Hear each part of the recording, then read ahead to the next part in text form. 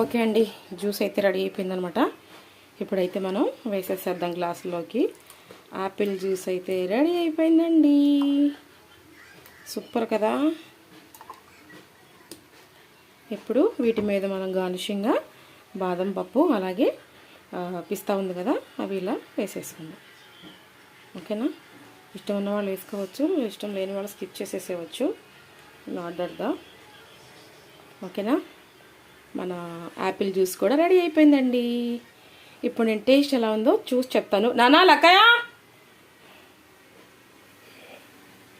Taste ఎలా ఉందో చెప్పవా?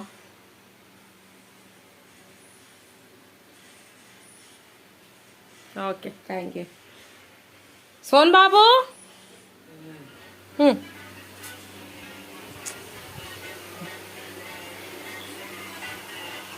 ఓకే.